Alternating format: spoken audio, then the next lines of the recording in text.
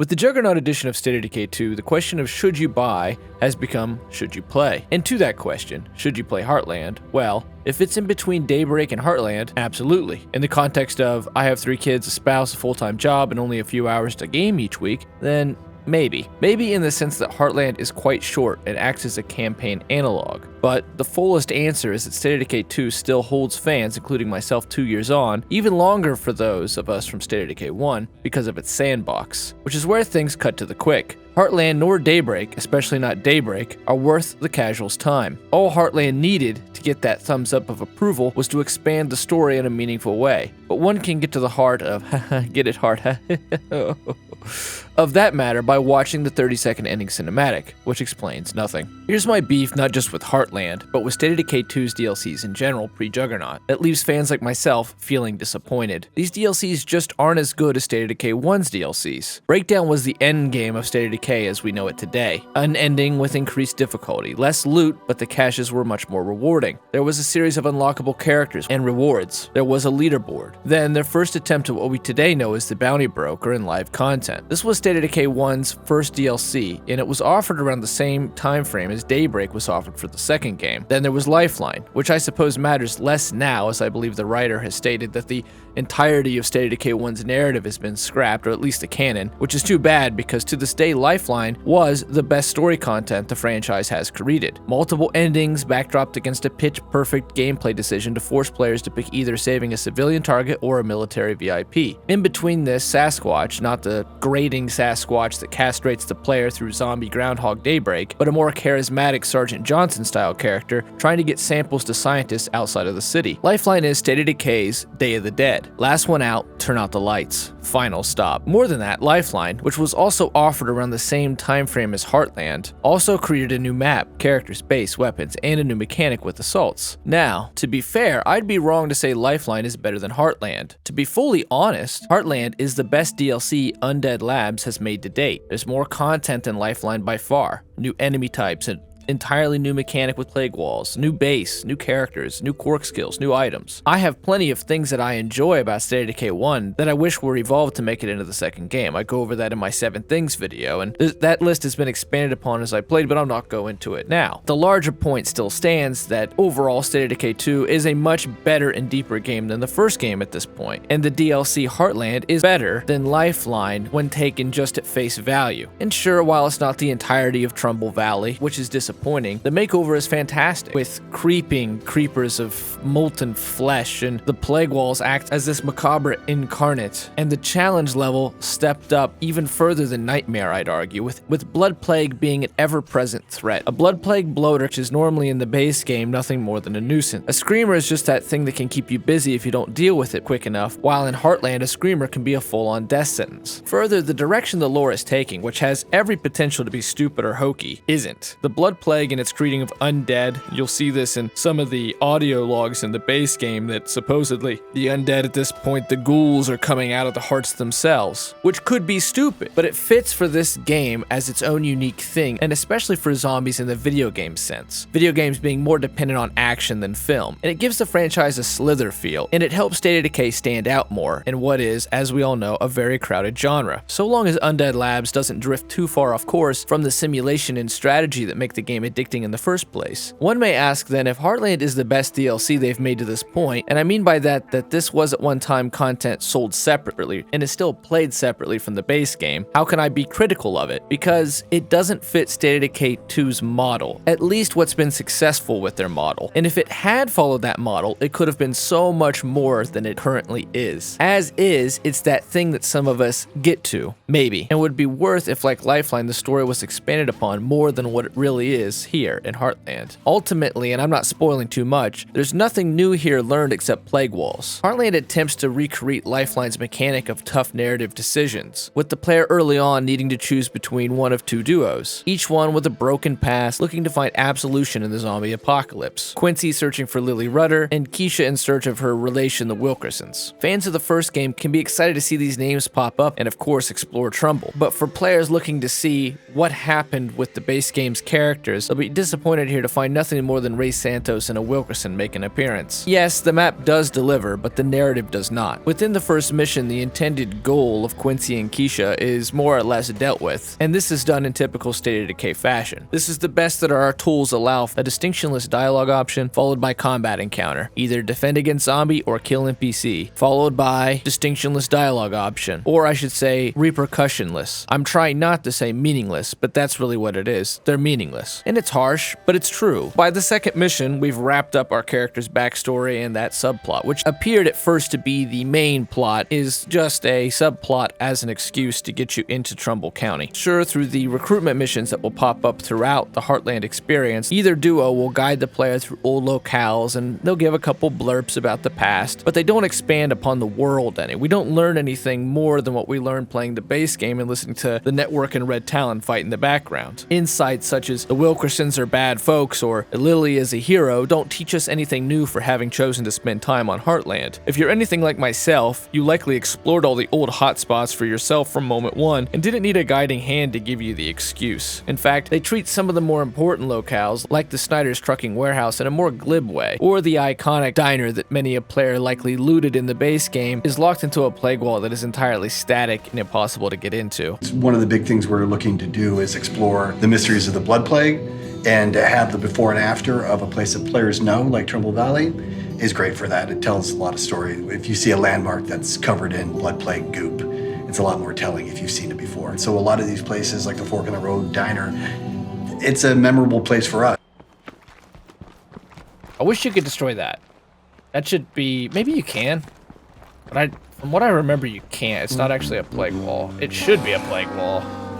Without narrative expansion, we're just left with Lifeline Redux without the payoff, meaning this could have been so much better, and here's how it could have been better, and here's why that would have played into State of Decay 2's strengths, along with fitting their content cycle. Because when I said earlier, it doesn't fit into the model that State of Decay 2's strength is, I mean that both Heartland and Daybreak, I argue, would have been much better off expanding the base game instead of being separate from it, as in addition to the sandbox. Heartland was best situated as staying relevant had it been an addition within State of Decay 2, rather than delegated to oft-ignored side content, and would have further added to State of Decay 2's strength, which is the sandbox. While, yeah, Heartland is the best DLC Undead Labs has ever made from a raw content standpoint, but Zed Hunter and Choose Your Own Apocalypse, along with the array of quality of life updates, have had an overall greater effect on the game itself, increasing its longevity and replayability and inspiring players that have been there from the beginning like myself to jump back in. Even the Bounty Broker has added to the game's lifecycle more than Heartland. It's strange that the Heartland map wasn't just shifted to the base game as the 5th map, and the set survivors within Heartland transitioned as NPCs that spawn in as hard-coded survivors, with a set of missions to help their enclave the first time the player migrates into the new map, being Trumbull. Make the NPCs unkillable for the sake of the story, just like Bethesda has done post-Morrowind.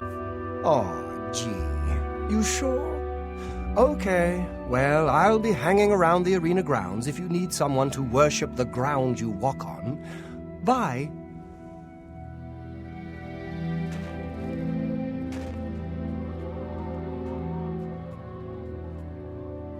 This wouldn't fundamentally change Heartland in the least. As I said earlier, by the second mission of the DLC, the subplot of either duo is over with. Player isn't forced or even suggested to use the base characters anymore anyways. If anything, the game steers you away from using the base characters as achievements exist for having them survive to the very end. And by the end of Heartland, most of us just run the Red Talon hero, as Dr. Hoffman arguably becomes the narrative focus, as they act as the primary motivation for all the action from that point on. And by this I mean it's not a stretch to put the story content of Heartland into the base game. There are only two tough decisions in the whole of Heartland, whether or not you'll get Vic or Isaac, which tries to pull at the heartstrings, but to me it just felt weird that these two loners are just chilling out in the midst of a total blood plague apocalypse, surviving just fine, even though these are supposed to be two ordinary people like 5 years into the zombie apocalypse, and there's blood plague juggernauts and blood plague screamers and bloaters everywhere around them. And that side mission reduces down to a typical State of Decay decision decision. Do you want a surgeon or a pathologist? Without changing the game much at all. Granted, each one has unique hero bonuses, but this is again not different from the base game outside of those being unique to Heartland. What is the beginning and the end of the subplot? The player can choose to kill or not to kill the one Wilkerson who makes an appearance. Odd this mission spawns for both starter duos, as Quincy's motivation has nothing to do with the Wilkersons. There is some small difference between the two individual duos in that you'll do missions for a different enclave getting to the final set of missions, but outside of that there isn't a difference, and you could clearly cut it out because the main beats of the story are identical for both duos. Again, playing into, you can shift this story and still make it work in the base game. Truly, Larissa's story is effectively wrapped up here by the second mission. She's dealt with the Wilkersons, she makes her peace with the Wilkersons. The entire mission sequence from that point on is focused on recruiting NPCs and working against the Plague Wall. If one just focuses on the main story, the plot structure isn't any longer and only slightly more involved than any regular Enclave mission in the base game or Legacy mission. The subplot is wrapped up by mission 2, Logan is introduced, and that also ends the one small difference between the two individual duos, which is working for a different Enclave. Logan introduces you to Dr. Hoffman, and then onto the Plague Wall missions. There is no discernible difference between the duos from that point on. With this thought in mind, how the narrative could fit into the base game without completely butchering it, we can then imagine everything about Heartland being viable on the current tech rather than an aside to the base game. I understand that Undead Labs' reasoning is that Heartland was meant to be separate as a way to tell the story. No, can we play on this map with our own communities? No. State of Decay, the Trumbull Valley map was built specifically for State of Decay Heartland. And there's very specific things about that story that mean the map needed to support them in certain ways. And the map is not supporting the baseline story stuff from the original game. And so those two they're very different from each other. And so this map is serving the needs of the Heartland campaign, and it's not serving the needs of the core, stories that you experienced with the original State of Decay 2. And so as far as, whether or not there are ever going to be new core maps for State of Decay 2 and expanding that core experience, TBD. We haven't announced anything along those lines. But Trumbull Valley here is very specifically part of the Heartland campaign. But I think that's convenient. According to their team when live streaming, Heartland was just a tech demo that Luis Yelez put together. Hey. He is a world builder. He is the senior most world builder at the company, and he is here because he was the one who started out building Heartland before any of us did. He basically was we have Heartland because of him, and so we're going to go through the genesis of Heartland, where it came from. Yelez had to asset flip everything from the State of Decay 1 map, from the Cryotech engine to the Unreal engine. No small task. When the team experienced what he'd built, they all got on board with it. I mention this for two reasons relevant to this review. They've already set aside a 4th map exit on all maps, and after all the effort that the team must have had to have gone through to get the Trumbull County map ready, why not just go that extra mile for the lavishing's sake that would have made all the difference with Heartland by putting that map into the base game? Secondly, the Ultimate Edition promised 2 major DLCs, but they must not have known what that second DLC would have been. It's worth mentioning because for all my rage against Daybreak, what I can now imagine has happened is that the team was put on very tight deadlines, hence the confined nature of Daybreak, and perhaps then a better explanation as to why Heartland is a separate mode. It's clear the team did a lot of work on Heartland. I'm not saying this was a lazy half effort. It wasn't. They built an entirely new map, new quirk skills, new base facilities, all good stuff. But playing with this conjecture for the sake of argument, imagine Undead Labs had announced not only with Heartland, but starting way back with Daybreak, that each DLC or expansion they brought to the game, the world changed. That the world of State of Decay 2 continues to evolve as 18 months becomes 20, became 24, giving the sense that apocalypse out there is continuing after all, and tasking players who have stuck with the game to continue to test their group against the continuing and growing threat of the Blood Plague, to task the player to be a part of this continuity and test their skill to adapt with it. Let's wind back time and start with this model from the beginning. Make Daybreak an expansion to the sandbox, and with this major Daybreak update, giant roving hordes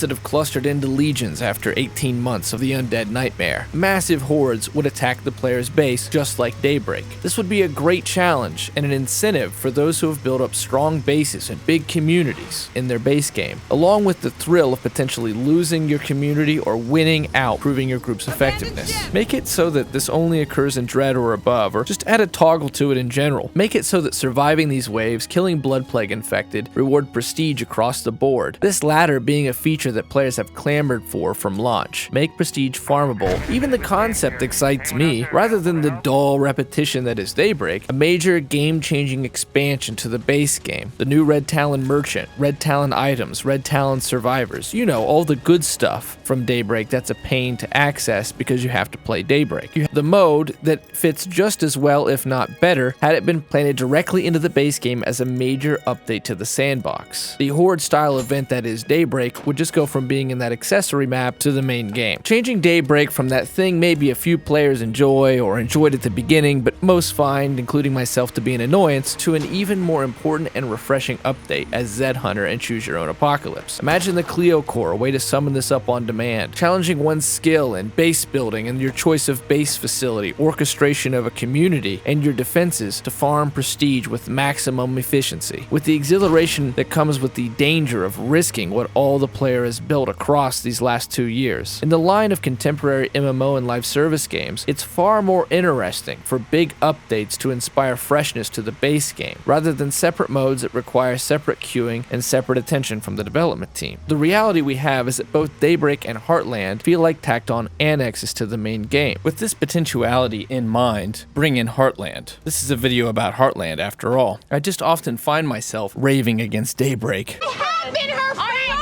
have never hurt her! No!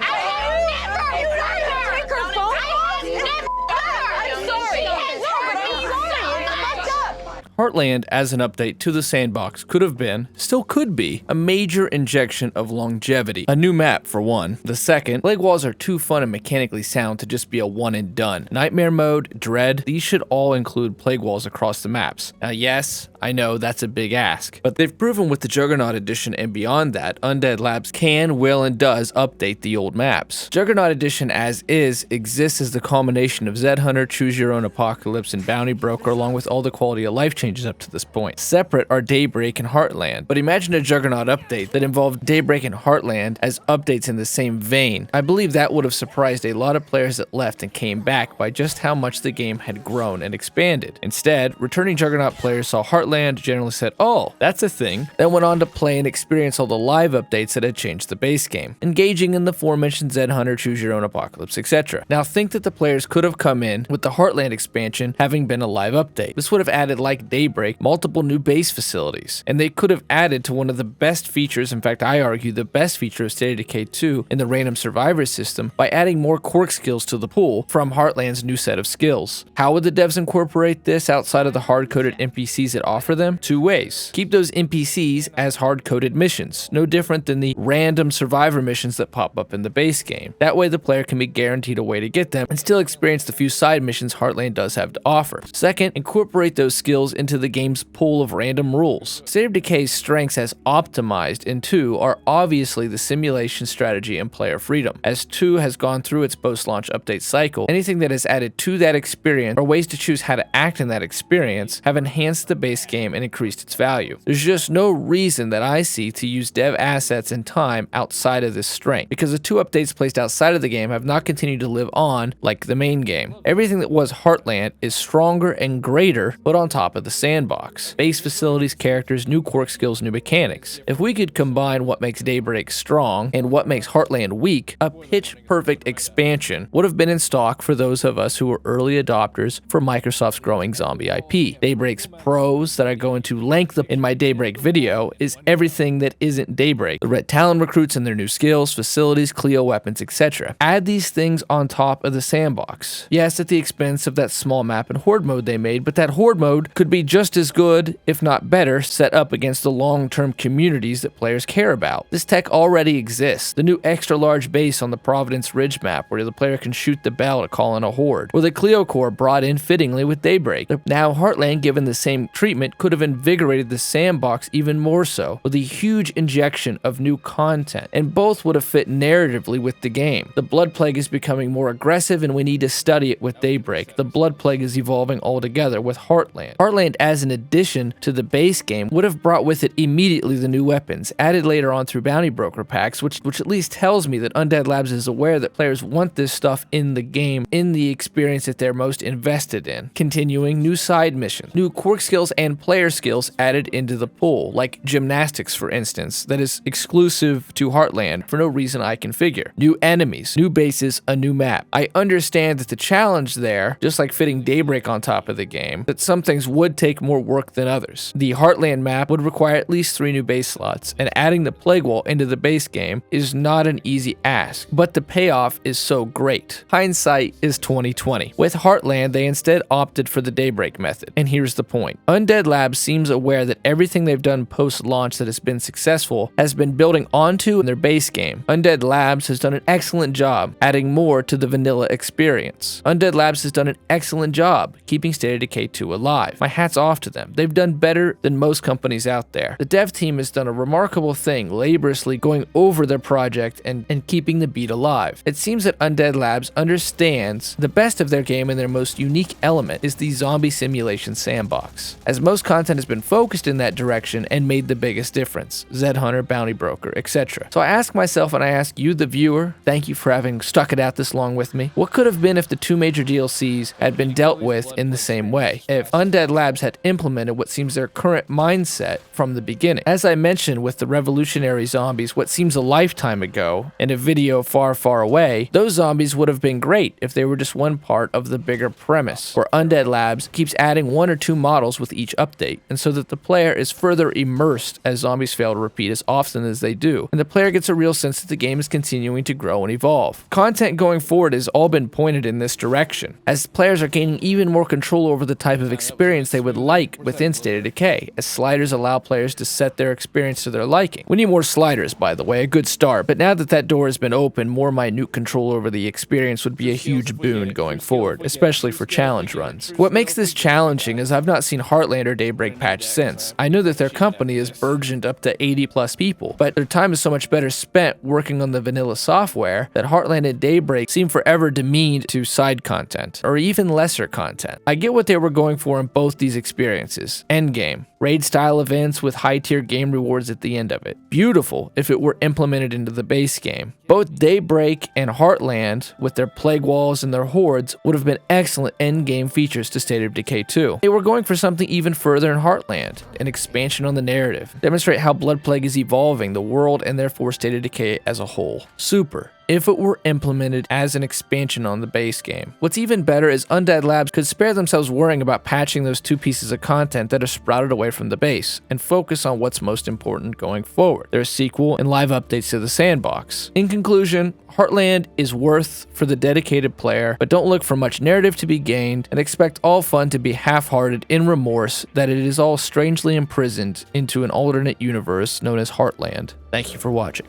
I'll see you at twitch.tv/StuckOnPandora.